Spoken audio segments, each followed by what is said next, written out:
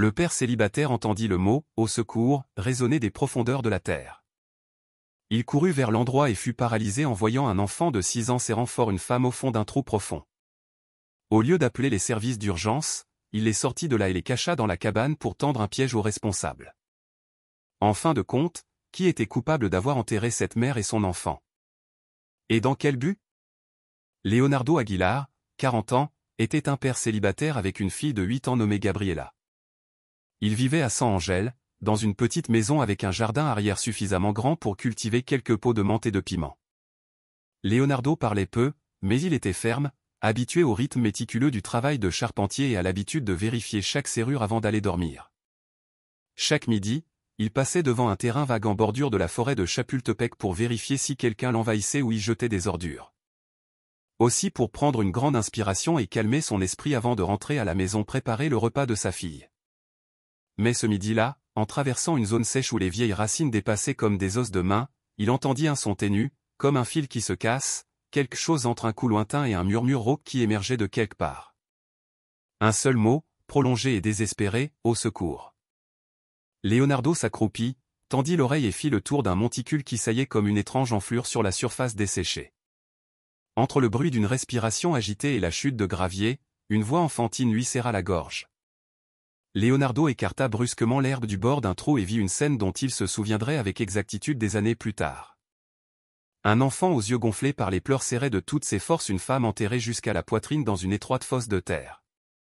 Le petit tentait de la couvrir de son propre corps, les épaules tremblantes dans cet effort faible, tandis que la femme inclinait la tête de côté pour lui laisser un peu d'espace pour respirer. Elle avait les cheveux couverts de sable et de racines et les lèvres gercées par la soif. Leonardo ne posa aucune question, car à ce moment-là, tout serait inutile. Il s'agenouilla, mit ses mains pour creuser la terre et utilisa son couteau multifonction pour couper de vieilles racines, dures comme des cordes. Pendant ce temps, il parlait lentement pour rassurer l'enfant d'une voix grave et régulière, comme marquant le rythme de chaque respiration, « Je suis là. Je vais vous sortir tous les deux. Regardez-moi dans les yeux. Continuez à respirer comme ça. Très bien. » La terre tombait sur ses chaussures. Ses ongles lui brûlaient en heurtant des pierres tranchantes, mais l'ouverture du trou s'élargit. Les épaules de la femme commencèrent à se libérer. L'enfant s'accrochait à son bras comme on se tient à un poteau au milieu des vagues. D'une secousse ferme, les trois tombèrent à plat ventre sur l'herbe. La femme se mit à tousser sans arrêt, les yeux incapables de s'ouvrir, les poignets marqués de profondes traces de liens enflammés. L'enfant saisit la main de sa mère et Leonardo approcha sa gourde, l'inclinant à peine pour que de petites gorgées descendent le long de ses lèvres fendues. Leonardo versa l'eau de sa gourde lentement et mesurément afin que la femme ne s'étouffe pas. Elle buvait comme quelqu'un qui traverse une nuit interminable sans aube. Puis elle lui attrapa le poignet et d'une voix rauque, à peine un souffle, elle dit « Ne nous emmenez pas à l'hôpital. Il me trouvera. » Il regarda les marques des liens, l'enfant qui tremblait de froid et de panique, le trou sombre qui semblait s'ouvrir pour respirer, et comprit que s'il les emmenait immédiatement dans un endroit fréquenté, l'homme qui avait creusé ce trou le saurait. C'est pourquoi il acquiesça sans discuter et dit juste ce qu'il fallait pour qu'il l'entende, « D'abord, je vous sors d'ici, après nous verrons quoi faire. » Il prit l'enfant dans son bras gauche, soutint l'épaule de la femme de sa main droite, ouvrit la porte de la vieille camionnette et les installa sur le siège. Il attacha la ceinture de sécurité et les couvrit avec la fine couverture qu'il avait toujours prête pour Gabriela quand le vent changeait. Il ferma la porte et démarra le moteur. Et au milieu du bruit rauque du véhicule, une phrase résonnait dans sa tête avec la régularité d'un tambour, « Si je m'arrête par peur, ils mourront par le silence. » Il garda le volant fermement, le regard fixant le rétroviseur, tandis que dans la paume de sa main restait la sensation piquante de la terre piégée sous ses ongles. La route vers San Angel n'était pas longue, mais chaque carrefour l'obligeait à décider rapidement. Il n'accéléra pas plus que nécessaire pour ne pas attirer l'attention, ni ne resta longtemps sur l'avenue principale. Il préféra se faufiler par des rues secondaires peu fréquentées. Au milieu de ce trajet, il se rappela Gabriela, sortit son téléphone et écrivit rapidement un court message pour qu'elle ne s'inquiète pas, « Mange à l'école, ma fille. Je serai un peu en retard. » L'écran montra une petite icône de visage souriant de la petite fille avant de s'éteindre. Un calme froid comme la pierre s'installa dans sa poitrine, il rangea le téléphone dans sa poche et regarda du coin de l'œil la femme qui serrait fort l'enfant. Elle tremblait toujours. Ses yeux sautaient vers la fenêtre comme craignant qu'un véhicule ne s'approche trop. La camionnette s'arrêta devant le portail. Avec la télécommande, il l'ouvrit. Il entra dans la cour, ferma le portail et se dirigea directement vers la cabane du fond, où restaient encore de vieilles étagères et un établi non démonté. Il ouvrit la porte, aida la femme à s'asseoir sur un matelas fin, installa l'enfant sur le côté pour qu'il respire mieux. Puis il la regarda en face et lui parla lentement, chaque mot clair pour qu'elle comprenne qu'il était de son côté. « Comment vous appelez-vous ? Qui vous a enterré vivante avec l'enfant ?» Elle déglutit avec ses lèvres sèches, mais sans que sa voix ne se brise plus, Maria Fernanda Ortega. « Mon fils s'appelle Nicolas. » Il acquiesça et se présenta brièvement, « Je suis Leonardo. Dans cette maison, nous ne vivons que ma fille de 8 ans et moi. La petite est à l'école et rentrera l'après-midi. » Maria lui serra la main avec une telle force que ses ongles s'enfoncèrent dans sa peau, le regard chargé de fragments de peur, « S'il vous plaît, n'allons pas à l'hôpital. N'appelez personne maintenant. Il a des gens partout. » Il ne posa plus de questions, conscient qu'un corps épuisé ne supporterait pas un interrogatoire. Il servit un peu d'eau tiède, y ajouta les dernières gouttes de miel qui restaient dans la cuisine pour qu'elle passe mieux, la lui mit dans les mains et se pencha pour vérifier la respiration de Nicolas. Il entendit comment la poitrine de l'enfant commençait à se stabiliser et ses épaules se détendirent. L'impulsion de sauvetage se transforma en la calme stratégie d'un père qui devait mesurer chaque risque.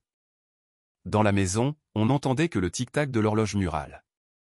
Il alluma le radiateur à huile au minimum, les couvrit d'une autre couverture et se rassit au bord de la chaise.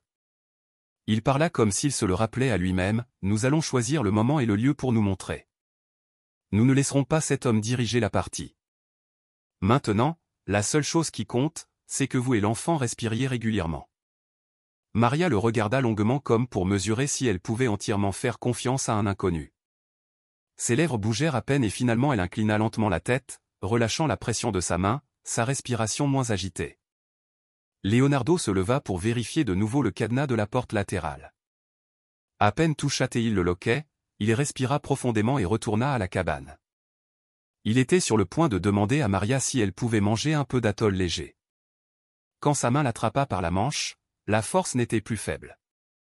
Son regard n'était plus perdu et sa voix traversa la peur pour atteindre une vérité douloureuse, « Celui qui nous a enterrés, mon fils et moi, et mon mari. » Leonardo tira la bâche qui couvrait entièrement la petite fenêtre et alluma la cuisinière à gaz portable qu'il avait sur une étagère en bois. La flamme bleue trembla à peine pendant qu'il faisait chauffer de l'eau. Il prit une serviette propre, l'humidifia avec l'eau tiède et nettoya une par une les marques rouges sur les poignets de la femme. Chaque fois qu'il touchait sa peau, il ressentait un pincement dans ses propres mains, comme si l'impuissance s'y plantait, mais il garda la voix basse et constante pour rassurer la mère et le fils, « Ici, vous êtes en sécurité. Prenez un peu d'eau, respirez doucement. Je suis là avec vous. » Nicolas tremblait toujours. Il ne lâchait pas le cou de sa mère un instant, ses yeux grands ouverts par la peur, bien qu'il tentât d'obéir quand Leonardo lui approcha une petite bouteille d'eau. « Bois à petites gorgées, comme ça tu ne t'étoufferas pas. » L'enfant déglutit, toussa à peine une fois et puis s'accrocha plus fort à la chemise de sa mère. Sa respiration devint peu à peu moins agitée. L'eau sur la serviette s'épuisa aussi vite que la sensation de panique cherchait un chemin pour revenir. Maria avait une légère fièvre. Une fine couche de sueur se formait sur son front. Ses lèvres murmuraient des mots répétés comme l'écho d'un cauchemar qui refusait de la lâcher, « Clemente, Veronica, Vargas. » Leonardo entendit chaque nom clairement. Il ne posa aucune question, il prit juste le carnet en cuir qui était sur la table, l'ouvrit et nota rapidement en majuscules, écrivant tout en sentant quelque chose de lourd s'installer dans sa poitrine, car chaque nom était une flèche qui pointait vers un réseau qu'il savait ne pas être formé de seulement ces 3 personnes. Après presque une heure à faire baisser la fièvre et nettoyer la blessure, quand la température de Maria baissa un peu, Leonardo se leva et se dirigea vers la porte intérieure de l'entrepôt. Il la ferma avec soin pour ne pas éveiller une nouvelle peur et s'arrêta sur le seuil du salon où une photo de Gabriela avec son sac à dos et souriante devant la grille de l'école était accrochée un peu de travers. Il leva la main pour redresser le cadre, observa le visage de sa fille plus longtemps que d'habitude et se rappela à lui-même comme un serment, « Je suis père. La première chose est de protéger ma fille. Et s'il faut choisir, je prends la partie difficile. » Des coups à la porte du portail le firent tourner immédiatement. Le son n'était pas fort, mais suffisant pour lui tendre les nerfs. Leonardo regarda rapidement le petit écran connecté à la caméra du portail, puis pressa l'interphone. La voix connue de Doña Elodia entra avec un soupçon d'inquiétude, mais toujours avec le ton posé d'une voisine qui a vécu toute sa vie dans le quartier, Leonardo. Aujourd'hui à midi, j'ai vu une voiture étrange près de la ruelle. Elle s'est arrêtée un instant et est ensuite partie. Juste pour que tu sois vigilant. Il expira doucement. Il maintint un ton tranquille pour qu'elle ne s'alarme pas davantage et pour que, si quelqu'un écoutait, il n'entende que la normalité. Merci, Donia, je l'ai déjà remarqué. Si quelque chose d'inhabituel arrive, je vous appelle tout de suite. Le téléphone de Leonardo vibra avec un appel vidéo de Gabriela. Le visage de la petite fille apparut, occupant la moitié de l'écran, les cheveux attachés en une haute queue de cheval, un peu ébouriffée par la course et le jeu. Sa voix semblait innocente, mais avec cette acuité qu'il admirait toujours. « Papa, je viens de rentrer de l'école. J'ai entendu quelque chose de bizarre dans la cour. » Leonardo regarda l'horloge, mesura mentalement la distance entre lui et toute décision. Puis il parla lentement et avec chaleur pour qu'elle sente que tout était sous contrôle. « C'est sûrement un chat errant. Ferme les fenêtres, attends papa et n'oublie pas d'allumer la sonnette si quelqu'un frappe. » Gabriela acquiesça, approcha le téléphone de son oreille et murmura comme si elle jouait à un code secret, « Je sais déjà. Je vais attendre. » L'appel se coupa et il réalisa qu'il venait de choisir le chemin le plus difficile, lui cacher la vérité à ce moment-là pour la protéger complètement. Dans la cabane, Maria ouvrit les yeux, les pupilles encore dilatées par l'écho de la peur. Elle regarda autour d'elle, écouta le goutte-à-goutte de l'eau tombant dans un seau et perçut l'odeur de tissu propre mélangée à une touche de menthe qu'il avait mise dans la théière. Alors son regard s'arrêta sur Leonardo. Ce regard n'était pas de supplication, mais de prudence, comme celui de quelqu'un qui avait appris que faire confiance à la mauvaise personne pouvait lui coûter la vie. « Vous ne devriez pas vous impliquer. Ils croient que je suis morte. Si vous sortez avec moi, ils vous traîneront aussi. » Leonardo ne détourna pas le regard, s'assit à sa hauteur, posa une bouteille d'eau à côté de sa main, regarda les marques gonflées et rouges des liens, qui commençaient déjà à perdre leur ton violet, et prononça une phrase qu'il savait le lirait à jamais à cette histoire, « Si je pars, alors c'est moi qui suis mort, du moins dans la façon dont je me vois. » Nicolas, comme s'il percevait le rythme de confiance qui commençait à circuler entre les adultes, lâcha une main du cou de sa mère et effleura du doigt l'anneau d'argent rayé de Leonardo. L'enfant le regarda comme posant une question qu'il n'osait pas dire. Et cet endroit pouvait être un où l'on n'entendrait pas le son d'une pelle remuant la terre, ni la respiration agitée brisée en morceaux. Leonardo sourit à peine. « Ne t'inquiète pas, ici tu pourras dormir. » Il remonta un peu la couverture, ajusta le fin oreiller sous la nuque de l'enfant pour qu'il soit sur le côté et se dit qu'il devrait réapprendre la routine de la maison comme un nouveau problème de mathématiques pour que chaque mouvement passe inaperçu à tout œil. Le téléphone vibra de nouveau. Cette fois, ce n'était pas un numéro connu. Sur l'écran apparut l'icône d'un courriel sans objet.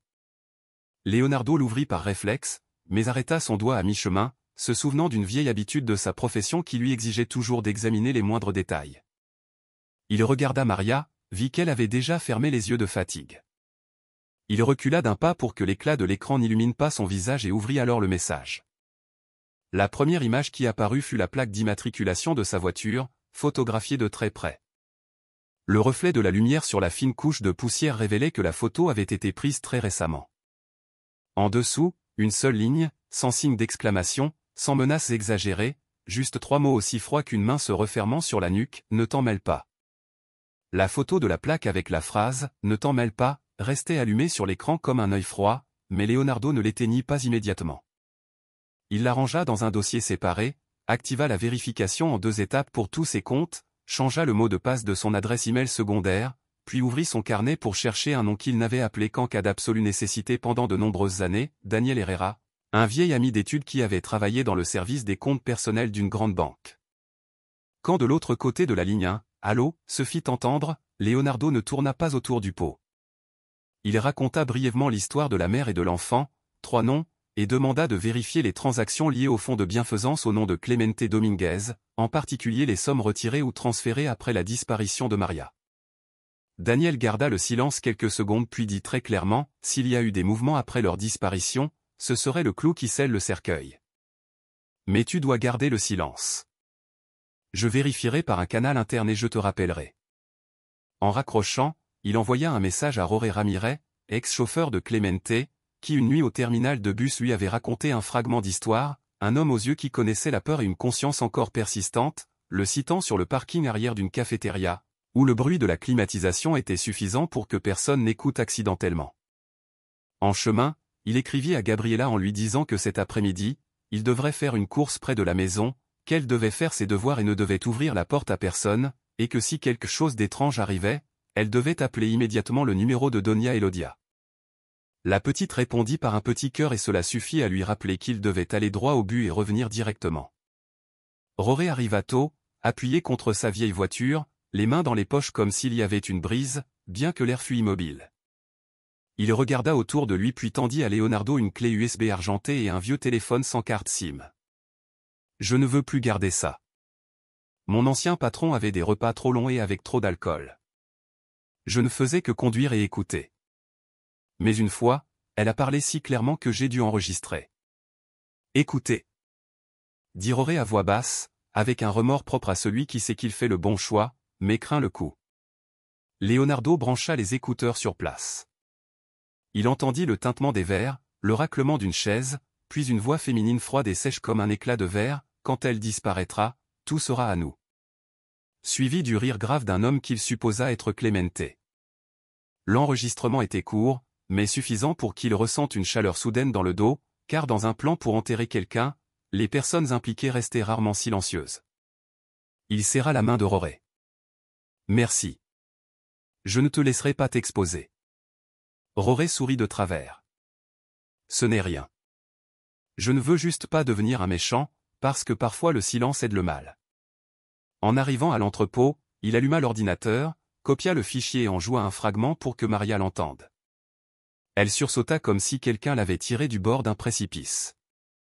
Elle baissa immédiatement le regard puis le releva avec une nouvelle détermination. « C'est Véronica, dit-elle en prononçant le nom sans trembler. Dans l'évier de la cuisine, Gabriela trouva une gaze médicale encore humide et une tache d'alcool antiseptique. La petite sortit vers la porte de l'entrepôt et s'arrêta devant le ruban adhésif que Leonardo avait placé en forme de croix comme signal. « Papa, tu t'es blessé ?» demanda-t-elle en observant attentivement les égratignures sur le dos de sa main. Leonardo sécha ses mains et sourit à peine. « J'ai fait les premiers secours à un inconnu qui avait des problèmes. C'est plus compliqué qu'une blessure. Peux-tu m'aider avec quelque chose ? N'ouvre la porte à personne, pas même à des connaissances. Appelle-moi d'abord et si tu vois quelque chose d'étrange, appelle Donia Elodia. » Gabriela acquiesça sans qu'il soit nécessaire d'en dire plus. Puis elle apporta un plateau de biscuits et le posa près de la porte de l'entrepôt, comme la manière dont une enfant choisit de se situer au bord d'une affaire importante sans l'altérer. Et cela fit sentir à Leonardo qu'il pouvait toujours tenir sa promesse de veiller à leur sécurité. Un message anonyme apparut dans la boîte de réception qu'il venait de créer uniquement pour communiquer à l'extérieur. « Je le regrette. J'ai gardé quelques emails sur la signature numérique. Ne m'appelez pas. Je vous les enverrai. » Signé par Ana Torres, ex-assistante de Clemente, qui semblait maintenant vouloir effacer une trace d'une histoire erronée. Leonardo lui relu la phrase « Ne m'appelez pas », car il comprenait la peur qui se cachait derrière et répondit très brièvement « Merci. J'attendrai. » Le téléphone vibra. Daniel Herrera rappelait. Sa voix cette fois sonnait un peu plus rapide en raison des informations qu'il recevait rapidement. Il y a eu 3 gros virements après la disparition de Maria, tous signés électroniquement en son nom. Il y a aussi 2 virements mineurs dispersés dans des entreprises fantômes avec des horodatage si propres qu'ils semblent distillés. Leonardo serra la coque du téléphone jusqu'à ce que ses phalanges blanchissent.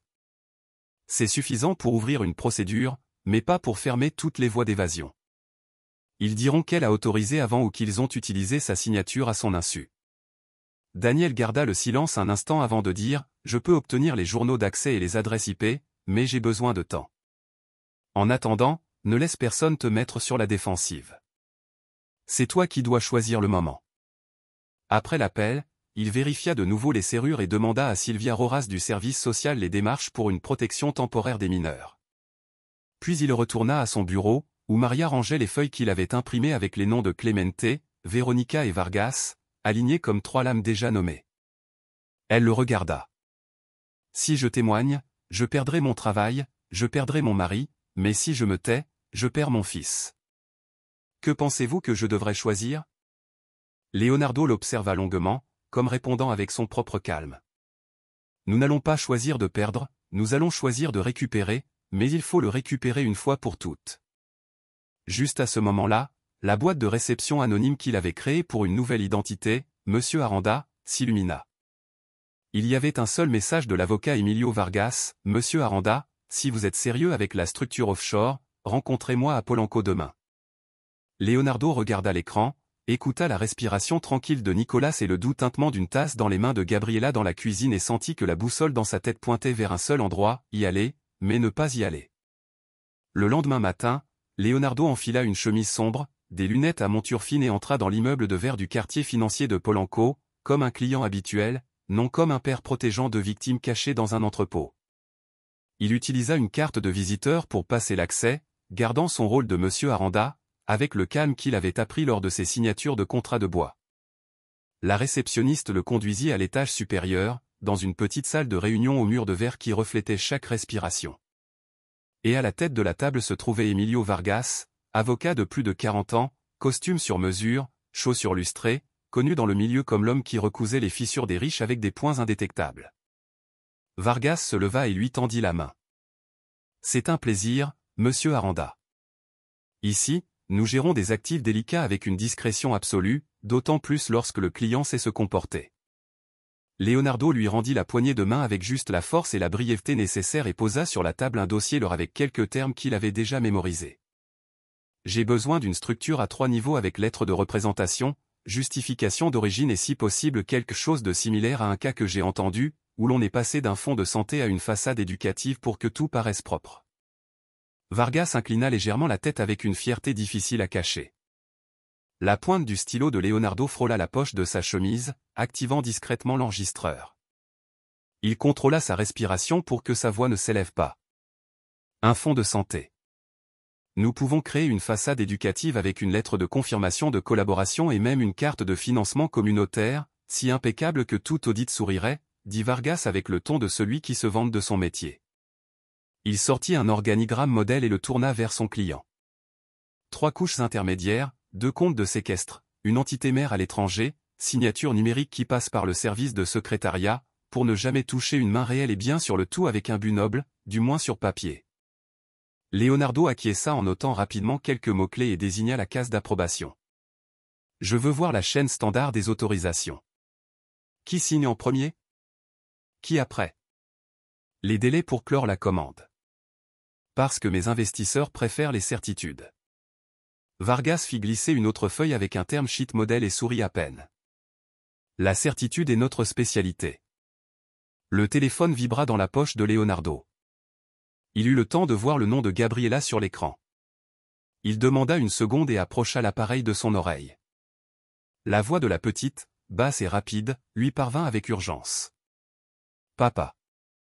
J'ai entendu la toux d'un enfant dans l'entrepôt. J'ai un peu ouvert la porte arrière et j'ai vu une femme serrant un enfant. Ils avaient peur. J'ai refermé.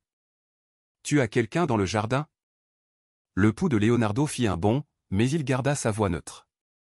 Rentre à la maison, ferme toutes les portes, tire les rideaux, reste à 1 mètre de la porte et ne parle à personne. J'arrive tout de suite. Il raccrocha, retrouva son sourire exactement là où il devait être et dit, envoyez-moi l'exemple du terme 7 et toute la chaîne d'approbation. Je veux le lire en détail avant de signer. Si tout est bon, nous concluons cette semaine. Vargas acquiesça. Je vous l'enverrai cet après-midi, Monsieur Aranda. Vous verrez que tout se déroule sans accroc. En sortant de l'immeuble, Leonardo se dirigea directement vers le parking, ouvrit ses notes, prit des photos de tous les formulaires, vérifia le fichier audio enregistré avec le stylo. Le volume était clair. La voix de Vargas ne vacillait pas, chaque mot était lié à lui-même. Il conduisit rapidement vers San Angel et en chemin, il vérifiait le rétroviseur, comme le ferait quelqu'un qui la veille avait reçu une photo avec la plaque de sa voiture. Le véhicule qui le suivait tourna dans une autre direction au 3e feu. Il ralentit en arrivant chez lui pour écouter le son de sa propre cour. Et juste en touchant le bouton du portail, une brique frappa la grille de fer accompagnée d'une feuille roulée, des lettres grandes et courtes, arrête de chercher.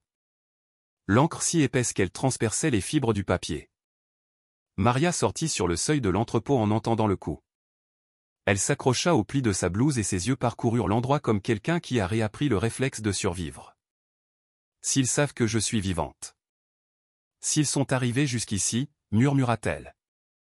Leonardo ramassa la note, la plia en deux et, d'un ton bas, le même qu'il utilisait pour apprendre à Gabriela à lasser ses chaussures, dit, précisément parce qu'ils le savent, nous n'avons plus de chemin de retour et aussi parce qu'ils sont désespérés. Ils vont laisser transparaître les pistes qu'ils croyaient cachées. Il poussa le portail vers l'intérieur, vérifia de nouveau la serrure, posa la brique sur la table comme support pour le téléphone et se dirigea vers l'entrepôt. À l'intérieur, Nicolas était assis à côté de sa mère, toujours avec une légère toux. Gabriela restait dans l'encadrement de la porte, le visage pâle de peur d'avoir mal fait en l'ouvrant. Leonardo posa une main sur son épaule. « Tu as fait le plus important, tu as fermé la porte et tu m'as appelé immédiatement. Le reste, les adultes s'en occupent. » La petite acquiesça. Ses yeux retrouvèrent un peu de calme et elle alla à la cuisine faire chauffer du lait. Avant de partir, il dit à voix basse à Nicolas, « Nous avons du lait chaud. Tu en veux ?» Cette simple question fit pousser un soupir de soulagement à Maria. Leonardo alluma l'ordinateur, transféra l'audio et les photos des documents dans un dossier chiffré. Il envoya une copie à Daniel Herrera avec le message « Chaîne d'approbation » et la phrase « Couverture éducative de Vargas ». Vérifie la date et l'heure. Instantanément, le point vert de réception apparut et Daniel répondit « Ce soir, je t'envoie le tableau comparatif des signatures numériques avec le journal d'accès. » Leonardo regarda Maria. L'avocat s'appelle Emilio Vargas. Il vient de se vanter de la façon de transformer un fonds médical en une couverture éducative. Nous avons sa voix, le diagramme, la chaîne d'approbation, mais j'ai besoin d'une pièce de plus, la personne avec l'email et la signature numérique. Juste à ce moment, le dossier de courrier caché s'éclaira. Ana Torres envoyait un fichier compressé avec une brève note, « J'ai les documents dont vous avez besoin. Ne répondez pas. S'il vous plaît, utilisez-les pour en finir. » L'après-midi se déroula dans un silence calculé. Sylvia Roras passa vérifier la sécurité. Donia Elodia s'assit devant le portail comme un poste de garde du quartier. Gabriela apporta un autre plateau de biscuits à l'entrepôt et se mit à faire ses devoirs sur la marche pour étudier et en même temps écouter tout bruit. Maria réussit à manger un peu de soupe. Nicolas cessa de tousser après avoir bu le lait. Tout cela permit à Leonardo de s'asseoir et d'assembler les pièces avec les mains de quelqu'un habitué à assembler du bois. Il relia l'arrogance de Vargas au flux d'argent que Daniel traquait. Il connecta la clé USB de Roré au courriel d'Anna et épingla la note « Arrête de chercher », comme un rappel que les lâches trahissent toujours leur nerf lorsque le temps les presse. Au crépuscule, le téléphone vibra de nouveau. Sur l'application de messagerie qu'il utilisait sous l'identité de Monsieur Aranda apparut un lien anonyme, il l'ouvrit et vit l'image tremblante d'une caméra intérieure installée dans un véhicule. La lumière des phares se reflétait sur le pare-brise. La voix de Clemente semblait irritée de ne pas pouvoir contrôler la situation. Celle de Véronica tentait de rester sereine, mais chaque phrase devenait plus acérée. Ils discutaient de rumeurs et de fuites, jusqu'à ce que la dernière phrase de Véronica tombe comme un coup sec qui écrasa tout doute, « S'il apparaît, nous en finirons cette nuit. » Leonardo se redressa. Son cœur fit un battement glacial. Il regarda vers l'entrepôt où Maria et Nicolas dormaient par intermittence agités et appela immédiatement la détective Santos et la procureure Carolina Mené. Sa voix sortit grave et concise, « Il prévoit d'en finir. Cette nuit, j'ai la vidéo. Nous devons passer à l'étape suivante maintenant. » Cette même nuit, la boîte de réception sécurisée montra un autre paquet compressé d'Ana Torres. La note était très brève, mais ferme. Elle envoyait les faux contrats, le calendrier des signatures numériques et en particulier celle de Maria, utilisée 2 semaines après le jour où elle fut enterrée. Leonardo téléchargea, déchiffra et imprima les pages clés. Puis il les posa sur la table. Il passa les doigts sur l'horodatage dans le coin de chaque document, comme s'il touchait le fil d'un couteau. Ceci est un historique fabriqué et en même temps une preuve chronologique. Cela dit pour nous ce que le témoignage ne peut exprimer entièrement, dit-il d'une voix posée, claire et plus sereine que le battement de son propre cœur. Il appela José Luis Martinez, un présentateur très connu dans la communauté, un homme d'âge moyen avec une voix chaleureuse et un prestige dans les événements caritatifs. Ils s'étaient rencontrés lors d'une collecte de livres pour enfants de la périphérie. J'ai besoin d'un cadre de programme commémoratif. Non, plutôt un cadre pour révéler la vérité, dit Leonardo sans détour. José Luis, après un bref silence, répondit qu'au Centre culturel Roberto Cantoral la semaine prochaine il y aurait un espace vidéo d'ouverture pour un gala. Si nécessaire, il pourrait faire en sorte que cette vidéo commémorative apparaisse avant que les lumières de la scène ne s'allument. Envoyez-moi le contenu. Je le garderai secret.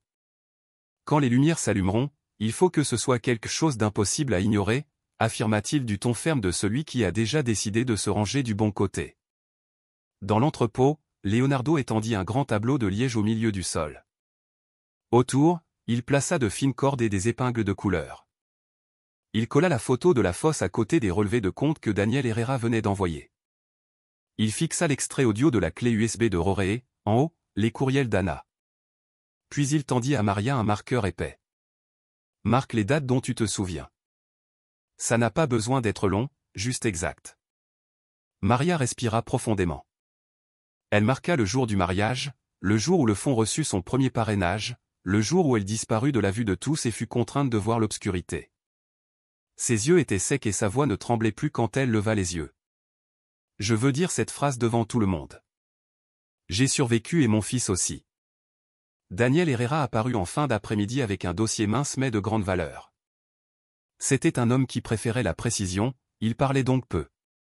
La chaîne de l'argent est maintenant claire. Voici les virements effectués après la disparition de Maria. La signature numérique est liée à l'adresse IP du service de secrétariat et à la personne qui a donné l'approbation finale. Je vais témoigner. Je n'ai pas besoin de rester anonyme. Leonardo regarda Daniel comme on regarde une pièce de bois qui a été suffisamment séchée au soleil pour ne pas se déformer. Il acquiesça et le remercia du regard, car il y a des promesses qui, en se tenant simplement côte à côte, forment déjà une clôture. À l'heure du dîner, il s'assit à table avec Gabriela. La petite fille séparait les quartiers d'une orangée, en silence, glissa l'assiette vers la porte de l'entrepôt. Tu me demandes pourquoi je l'ai caché. C'est parce qu'il y a quelqu'un qui a besoin des mains de ton père immédiatement. Si je le dis avant l'heure, quand tout n'est pas encore prêt, ils ne seront pas en sécurité. Mais je ne te laisserai pas seul. Tout dans cette maison suit les règles que tu as toi-même établies. Il lui parla avec le calme d'un adulte qui n'évite pas une question difficile. Gabriela acquiesça doucement, le regard fixé sur le tableau en liège, comme s'il s'agissait d'un échiquier. Et quand seront-ils en sécurité, papa?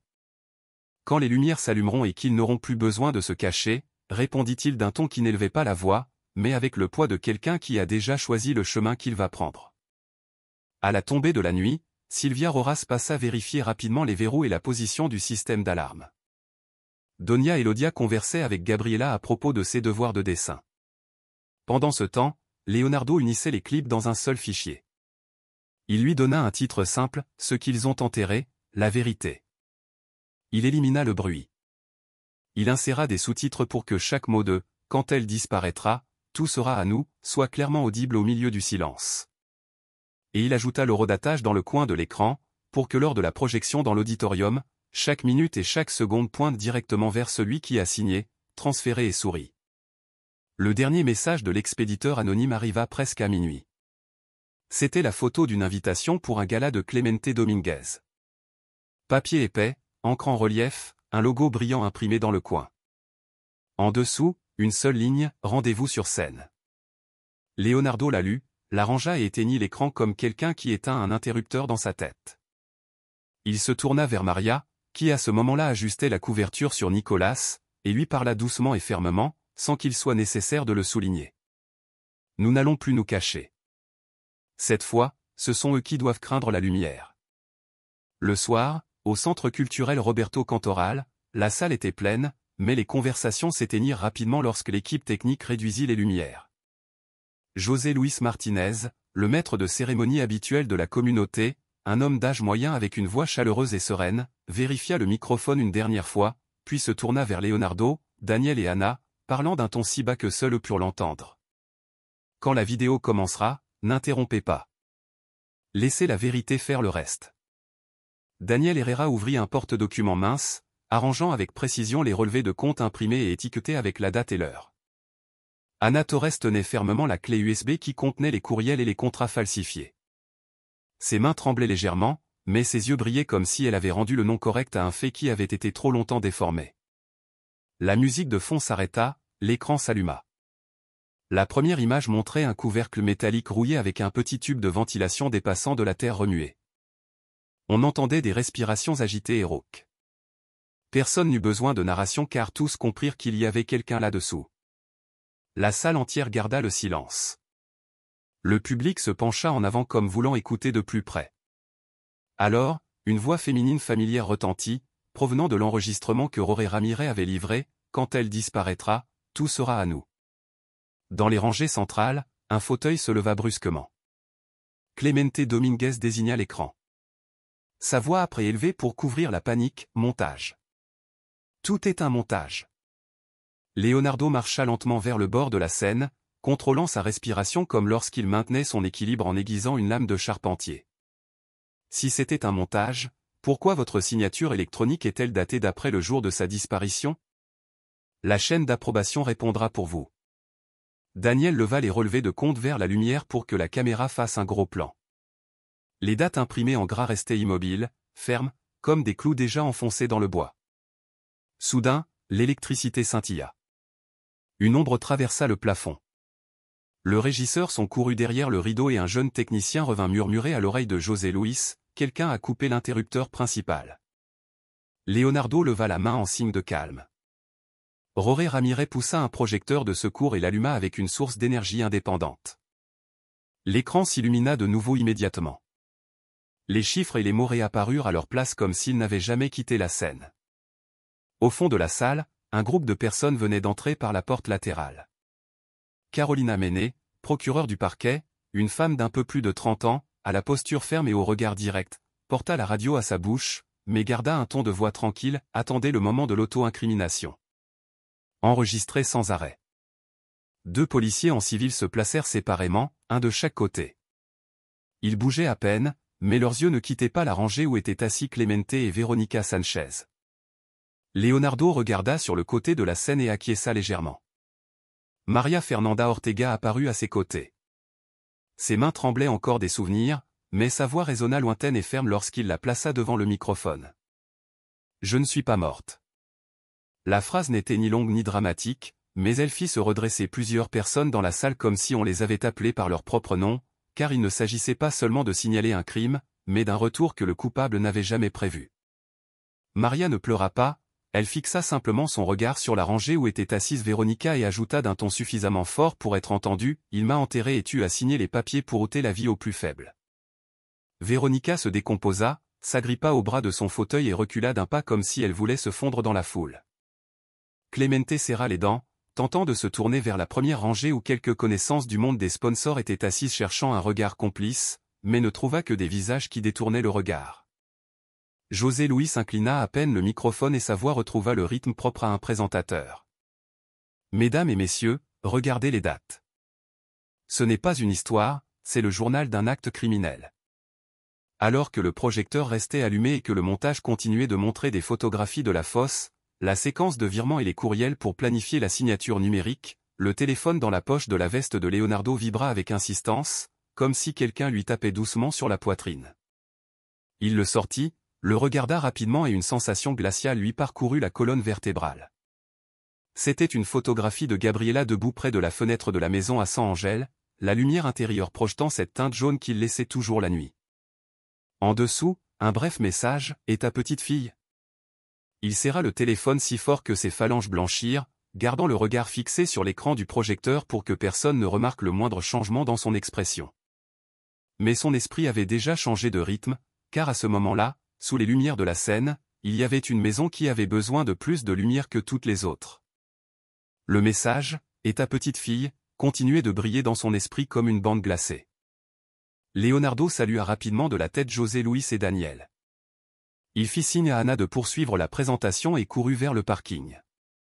En courant, il appela la détective Santos, enquêtrice du parquet, qui avait suivi cette affaire depuis les premiers jours. Sa voix était contenue, mais ferme. Ils surveillent ma maison. Ils viennent d'envoyer une photo de la petite fille debout près de la porte. Santos ne perdit pas de temps en question. Elle donna l'ordre immédiatement. L'équipe proche de San Angel arrive maintenant. Vous, allez directement chez vous, mais n'entrez pas seul. Attendez que l'équipe entre en premier. Activez la localisation pour que je puisse vous suivre. La voiture quitta le centre culturel Roberto Cantoral avec le rugissement grave du moteur. Leonardo tint le volant fermement et ne klaxonna pas, bien qu'il ressentit une chaleur intense dans la poitrine. Il appela immédiatement Doña Elodia, la voisine qui était comme une grand-mère pour le quartier. « Doña, s'il vous plaît, restez à l'entrée de ma maison et voyez s'il y a quelqu'un de bizarre dans la cour. »« J'arrive tout de suite, » dit-il avec urgence. De l'autre côté de la ligne, elle poussa un grand soupir avant de répondre « J'y vais tout de suite. » Aujourd'hui à midi, il y avait un type avec une casquette qui rôdait dans la rue. Je n'ai pas eu le temps de noter les plaques. Quand vous arrivez, n'allumez pas les grandes lumières. En entrant dans la ruelle, Leonardo éteignit les phares et ralentit. Son cœur battait à son cou, mais dans son esprit, il continuait de calculer les routes d'évasion au cas où il y aurait quelqu'un devant sa maison. À la grille, Doña Elodia était droite comme un poteau de guet, un vieux téléphone à la main. Elle murmura par la fente, « Depuis qu'il fait nuit, j'ai vu passer une voiture inconnue 2 fois. Maintenant, elle n'est plus là, mais j'ai entendu un léger bruit derrière le jardin. » Leonardo acquiesça sans cesser de parcourir des yeux la rangée d'arbres. « Appelez Gabriela et dites-lui d'aller à la cuisine, de rester à 1 mètre de la porte sans allumer la lumière et sans parler fort. De m'attendre, lui indiqua-t-il.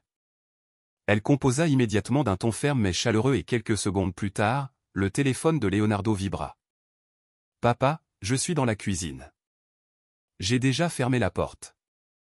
J'entends une respiration dehors dans le jardin, » dit la petite fille. Il expira lentement. « Reste silencieuse. J'arrive. » Il ouvrit la grille avec précaution et entra dans la cour, mais au lieu d'aller directement à l'arrière, il contourna par le couloir pour jeter un œil par la fente de la fenêtre de la cabane. Dans l'obscurité, il entendit un léger choc de verre à la porte arrière, comme si quelqu'un testait la poignée. Il s'arrêta net, ferma la main sur son trousseau de clés pour rester serein et alors une voix grave d'homme surgit du porche, « Ouvre pour parler juste 1 minute. » Leonardo ne répondit pas, recula juste d'un pas pour rester hors de sa vue et écrivit à Santos un seul mot, « Maintenant. » Depuis l'entrée de la rue, les lumières de la patrouille s'allumèrent sans sirène et le moteur s'éteignit avant d'atteindre la maison. 3 silhouettes firent irruption dans la cour avec des mouvements précis. L'officier Benjamin Cruz, jeune agent de la police judiciaire, large d'épaules et au pas rapide, se jeta sur l'homme et le fit tomber en un instant. Le bruit métallique des menottes retentit lorsqu'elles se refermèrent sur ses poignets. Cruz fouilla les poches de l'intrus et en sortit un téléphone qui avait déjà un rendez-vous ouvert et une liasse de billets. La détective Santos, qui venait d'arriver, demanda d'une voix dure et directe, « Qui t'a engagé ? Parle clairement. » L'homme, tremblant de peur et balbutiant, chercha du regard un point où s'accrocher. « Vargas, l'avocat, » dit-il, pour faire peur à la petite fille et qu'elle se taise. La porte de la cuisine s'ouvrit à peine. Gabriela sortit en courant dès qu'elle vit la silhouette de son papa et l'étreignit fort, comme si elle craignait que s'il la lâchait, il disparaîtrait. Leonardo s'agenouilla jusqu'à la hauteur de ses yeux. Il passa doucement sa main dans ses cheveux pour calmer leur respiration. « Tu as très bien fait. Tu t'es souvenu de la règle de la maison et tu as agi correctement, » dit-il. Gabriela, ses mots coupés par la sueur et les larmes, « J'ai fermé toutes les portes à clé. Je n'ai pas crié pour qu'il ne sache pas où j'étais. J'ai appelé d'abord Madame Elodia et ensuite toi. » Il acquiesça. « Excellent. C'est ainsi qu'agit une personne courageuse. » Dans la cabane, Maria serrait Nicolas dans ses bras. Ses yeux rougis s'emplirent de soulagement en voyant la police menotter l'étranger et le sortir par la porte. Elle ne tremblait plus, bien que sur ses épaules restaient les marques d'une journée entière de peur. Sylvia Roras, assistante sociale du district, arriva avec l'équipe d'intervention et vérifia rapidement le système de serrure, la localisation des enfants, la trousse de premier secours et l'extincteur. Sa voix, sereine comme celle d'une maîtresse devant sa classe, indiqua « Les enfants vont bien, sans égratignure. La maison a le nécessaire pour les premiers secours. Il faut juste mettre un loquet en bois supplémentaire à la porte arrière pour qu'elle ne puisse pas s'ouvrir de l'extérieur. » Leonardo remercia et passa mentalement en revue la liste des choses qu'il ferait dès l'aube. Le téléphone sonna.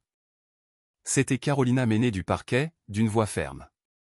Je viens de déposer la demande d'ordonnance de perquisition au bureau d'Emilio Vargas, en plus de demander un mandat d'arrêt urgent.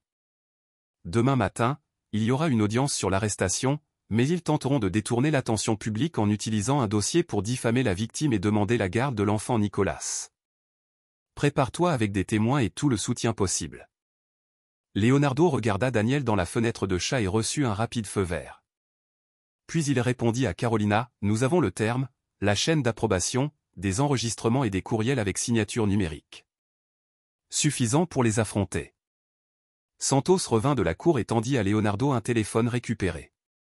Sur l'écran était ouverte une conversation avec le nom EV et plusieurs lignes avec des rappels, l'adresse d'une maison, des horaires et une avance de paiement. Elle parla à voix basse, « Ce type va avouer. Cette nuit, mon équipe surveillera devant sa maison. Toi et les enfants dormez dans la chambre intérieure. N'utilisez pas la cabane. Je vous laisse un dispositif d'alarme portable. S'il se passe quelque chose, appuyez dessus et nous arrivons immédiatement. » Donia Elodia entra avec 2 verres d'eau tiède et une petite assiette de biscuits. Elle les posa sur la table sans cesser de regarder vers la porte comme si elle était de garde. « Tant que je suis là la nuit, je me sens même moins vieille, » commenta-t-elle, arrachant un bref rire dans la pièce et repoussant la peur d'un pas en arrière. Quand la respiration redevint normale, Leonardo reçut une notification du système judiciaire. Dans son courriel apparut un message avec un sceau bleu et un titre froid et bref, une demande urgente de l'avocat adverse, accusant Maria d'instabilité mentale et d'enlèvement de son fils.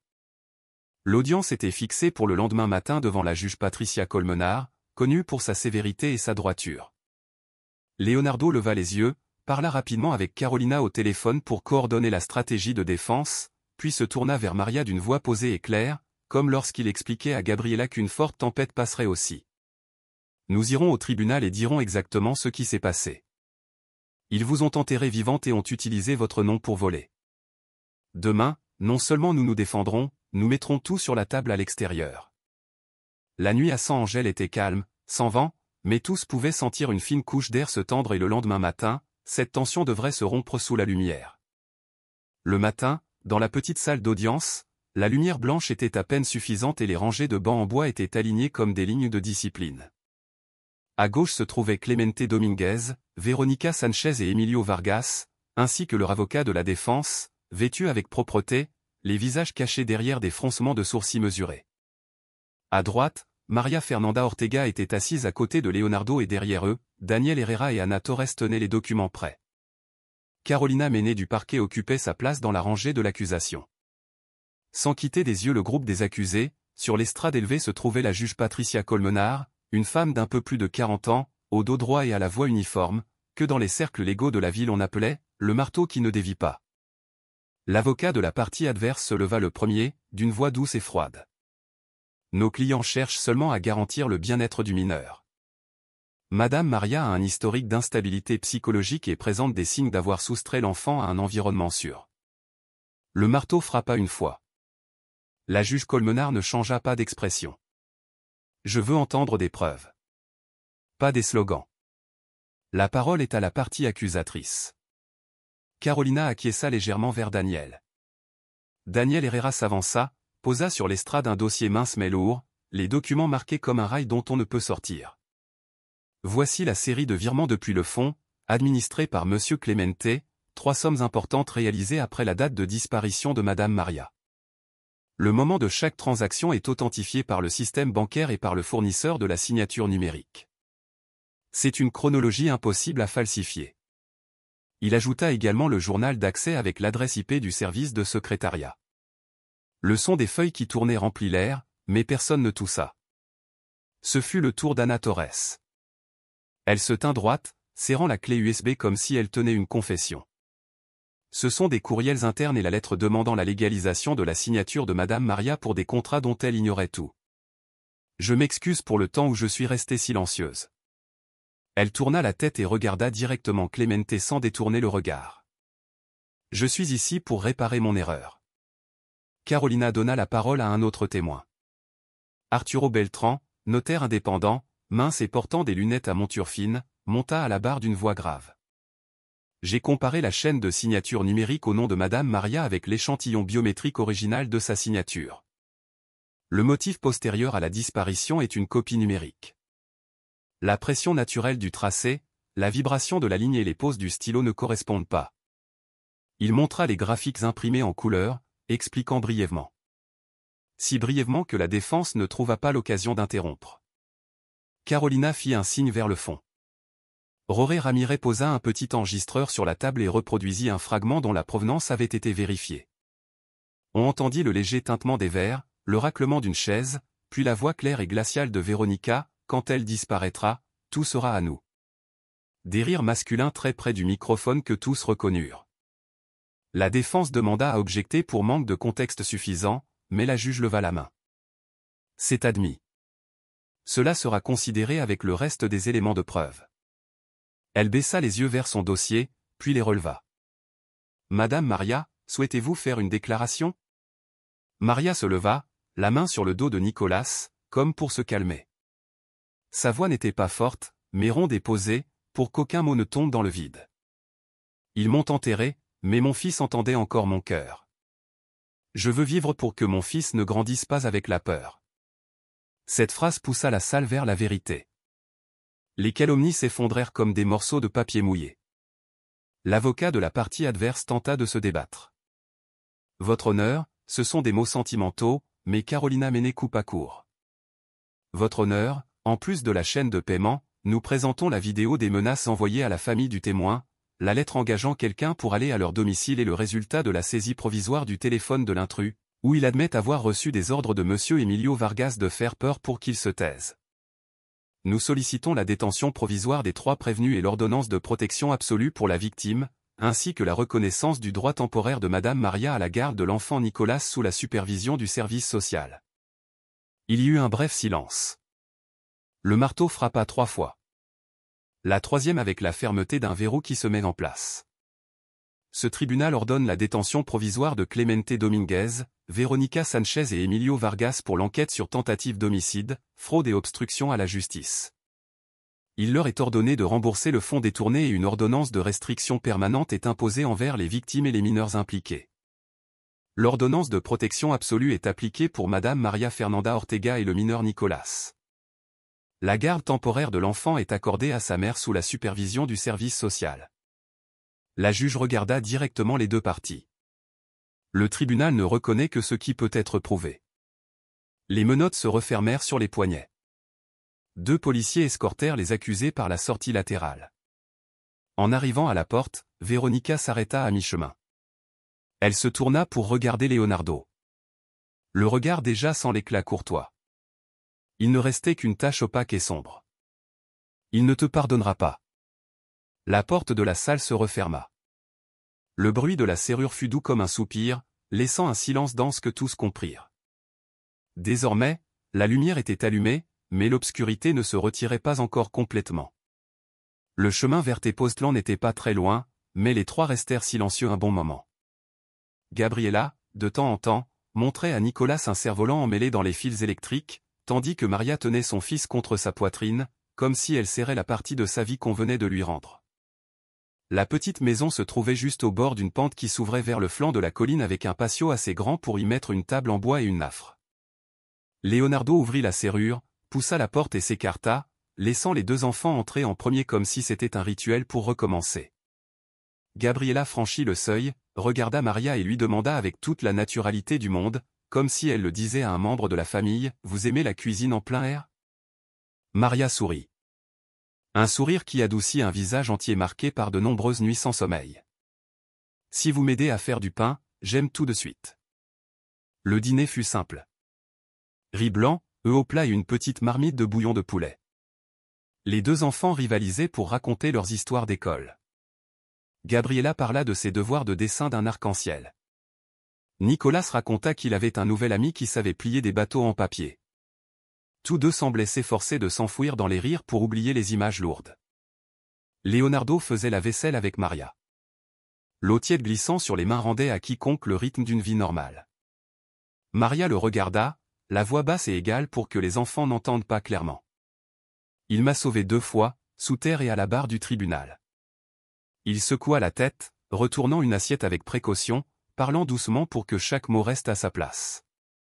J'ai juste fait ma part, le reste est parce que vous vous êtes levé. Le week-end, la Fondation Renaissez commença par un petit groupe de discussion dans une salle prêtée du centre culturel du village, une douzaine de chaises encerclées sur le mur, une grande feuille pour que les enfants dessinent avec des feutres. Sylvia Roras coordonnait. Sa voix restait grave et ferme, comme le jour où elle vérifia la sécurité des petits. À ses côtés se trouvait la docteure Sofia Vargas, psychologue infantile récemment invitée à apporter son soutien. Menue, au regard bienveillant, mais non faible. Une jeune mère, Rosora, serrait son nouveau-né dans ses bras et fondit en larmes en racontant la gifle que son mari lui avait donnée devant son fils aîné. Et si personne ne me croit? La question sortit comme une coupure et toute la salle resta silencieuse. Maria lui prit la main en la serrant juste ce qu'il fallait. Quand personne ne te croira, nous serons là. Tu peux t'asseoir, tu peux appeler à tout moment. Tu n'as pas à porter tout ça toute seule. C'était une phrase simple, mais elle allégea l'air comme si une fenêtre fermée de l'intérieur s'ouvrait. Dehors, dans la cour, Daniel Herrera était assis à côté de Leonardo à la table en bois. Entre eux se trouvait un tas de notes et un vieil ordinateur. Daniel parla comme quelqu'un habitué à mesurer les risques. Nous n'avons pas besoin de luxe, nous avons besoin de transparence et de solidité. Le fonds d'exploitation doit avoir un rapport mensuel, chaque dépense avec son justificatif et le site web doit afficher les chiffres pour que n'importe qui puisse les consulter. Leonardo acquiesça. Exactement. Nous choisissons la lumière dès le début. Que n'importe qui puisse regarder et qu'il n'y ait aucun endroit où l'obscurité puisse s'accrocher. À midi, un message de Carolina Mené apparut sur le téléphone de Leonardo. Elle écrivit brièvement pour ne pas perdre de temps. Véronica demande un accord. Elle accepte de déclarer tout le parcours de l'argent et le plan d'enterrement en échange d'une réduction de peine. Qu'en penses-tu? Leonardo regarda par la fenêtre et vit Gabriela et Nicolas se disputer pour savoir qui soufflerait les bulles de savon en premier. Il ferma les yeux un instant et répondit d'une voix grave. Si son témoignage peut éviter d'autres fausses comme celle-là, j'accepte à condition que la vérité soit complète et vérifiée, qu'il ne reste aucun point sombre. À la tombée de l'après-midi, José Luis Martinez passa pour discuter de la présentation officielle. Il apportait plusieurs affiches imprimées avec l'image d'une main touchant un rayon de lumière. Il sourit avec gentillesse. Je suis habitué à organiser des événements, mais c'est la première fois que je vois une inauguration où les gens n'ont pas besoin de musique forte, juste de dire la vérité. Je resterai à la porte pour accueillir chaque personne. Leonardo lui serra la main. Nous n'avons pas besoin d'une scène, juste d'un endroit où les histoires peuvent être racontées sans tomber dans le vide. Le soir, toute la famille s'assit autour d'une petite table. Maria écrivait soigneusement la liste des choses à acheter pour la nouvelle maison, d'une petite étagère à livres à une lampe de bureau pour le coin d'études de Gabriela et Nicolas. Sa plume s'arrêta sur la ligne qui disait « Une sonnette avec caméra ». Leonardo acquiesça et dit à voix basse « Écris tout, n'hésite pas. Cette maison doit avoir suffisamment pour tout le monde. » Gabriela intervint avec une demande minuscule, mais très importante pour un enfant, et une grande boîte de couleurs pour dessiner le logo de Renaissez. Tout le monde rit et la docteure Sofia proposa que les deux le dessinent, chacun une partie, et qu'ils les joignent. Quand les deux enfants s'endormirent, le téléphone de Maria vibra. L'expéditeur n'était ni Carolina ni Anna, mais le centre de réadaptation sociale, où Clemente Dominguez était détenu. Elle ouvrit la lettre. Ses yeux lurent chaque mot très lentement, comme craignant de mal comprendre, « Pardonne-moi, laisse mon fils voir son père. » Leonardo, debout à côté d'elle, ne toucha pas la lettre, lui laissa de la place pour décider. Sylvia Roras répondit à l'appel et parla d'un ton soigneusement neutre, s'efforçant de n'imposer rien. Vous n'avez pas à répondre ce soir, ni demain. La décision vous appartient, à vous et à Nicolas. S'il décide de le voir, ce sera dans une salle sous surveillance. Sinon, personne n'a le droit de vous faire pression. Maria s'assit au bord du lit, serrant l'enveloppe jusqu'à ce que le bord du papier se plie. Ses yeux oscillaient entre une part de responsabilité envers le passé et une autre de protection envers le présent. Nicolas bougea dans son sommeil. Sa petite main tenait toujours une petite voiture de jouets que Gabriela lui avait prêtée. Maria regarda son fils. Sa poitrine montait et descendait à un rythme différent. Puis elle leva les yeux vers Leonardo comme cherchant un point d'ancrage. Il dit seulement une phrase suffisante, « Quelle que soit ta décision, nous irons avec toi. » La pièce redevint silencieuse, mais au fond de ce silence, il y avait un pli qui ne s'était pas encore lissé, réservé pour le lendemain matin, lorsque le soleil apparaîtrait sur les collines et que la réponse devrait être écrite de la propre main de celle qui avait déjà traversé l'obscurité. À la première heure du matin, alors que la rosée se posait encore finement sur la plante grimpante près du porche, Maria était assise au bord d'un banc en bois devant Sylvia Roras et Leonardo. La lettre de la prison était ouverte sur la table comme une blessure encore fraîche. Elle la lut à voix haute d'un ton posé et clair pour qu'aucune phrase ne perde son sens. Puis elle posa l'enveloppe de côté et respira profondément, comme quelqu'un qui sent qu'un os a été remis en place. « Je ne vais pas ouvrir une autre fosse. Nous voir face à face ne ferait que déterrer la peur. Mon fils a besoin d'un père qui sache protéger, pas d'un homme qui demande pardon pour alléger sa culpabilité. » Sylvia acquiesça. Sa main, professionnelle mais chaleureuse, se posa sur le bord de la table au lieu d'une accolade. « La décision que vous prenez est salutaire pour les deux, mère et fils. Si à l'avenir vous souhaitez la changer, vous pourrez toujours le faire. Mais aujourd'hui, nous allons de l'avant dans la direction que vous avez choisie. » L'audience de la condamnation se tint dans une salle où les visages étaient déjà connus. La juge Patricia Colmenard lut calmement, laissant chaque article de la loi se mettre en place. Le tribunal prononce une peine de prison pour Clemente Dominguez, Veronica Sanchez et Emilio Vargas.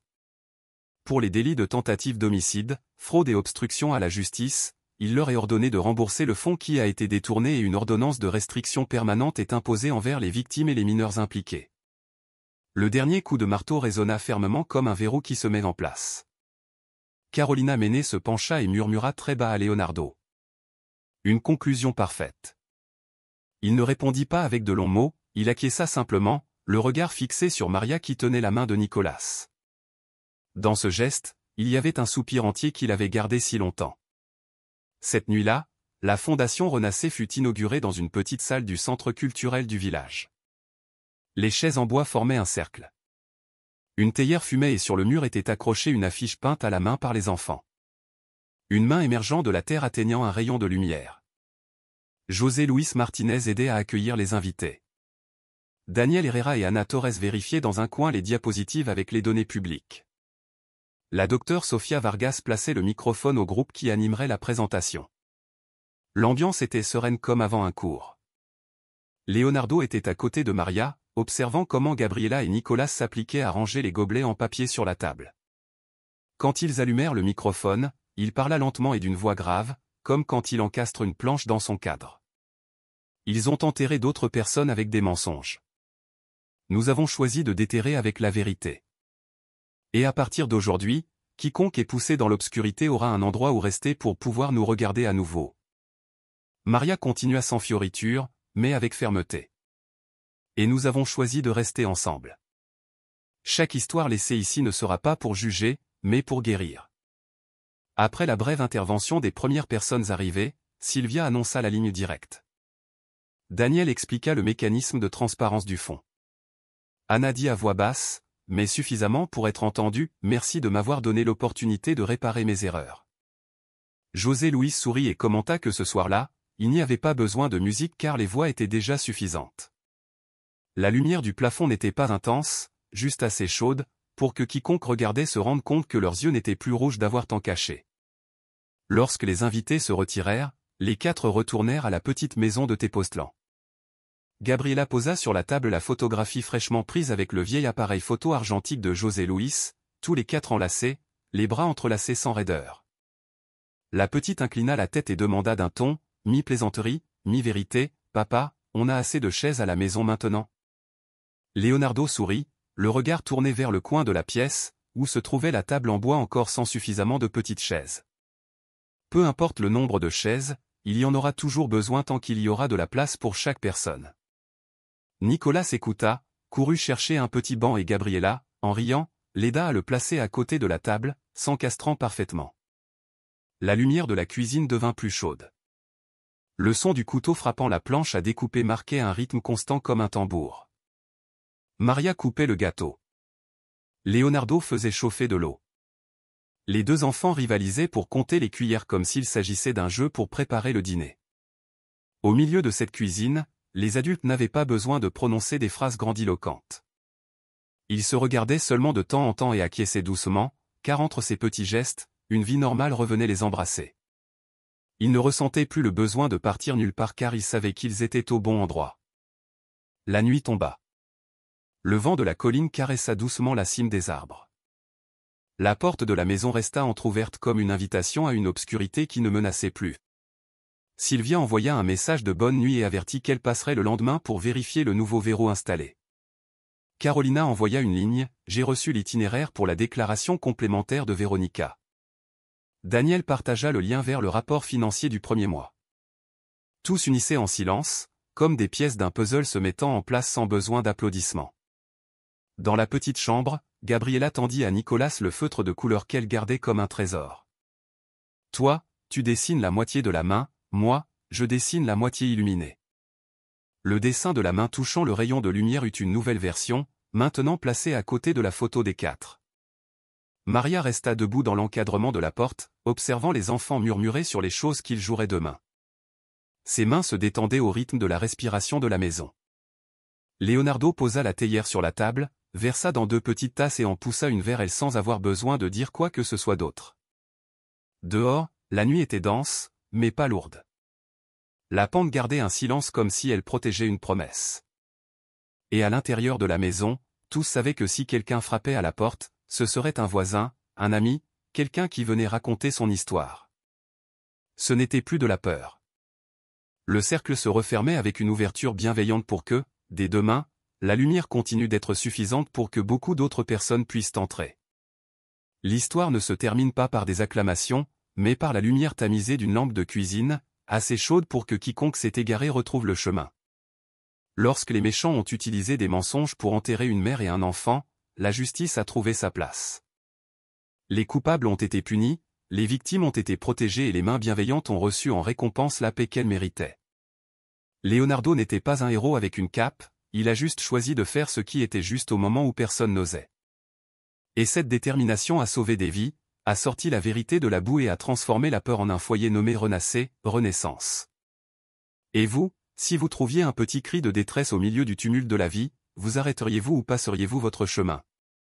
Selon vous, quel détail a le plus touché votre cœur? L'instant d'ouvrir le couvercle métallique, la confession « Je ne suis pas morte », ou le moment où les 4 se sont assis pour manger ensemble comme une vraie famille. Que pensez-vous de la décision de ne pas rouvrir l'ancienne fosse pour protéger l'enfant? Est-ce pardon ou est-ce se sauver soi-même?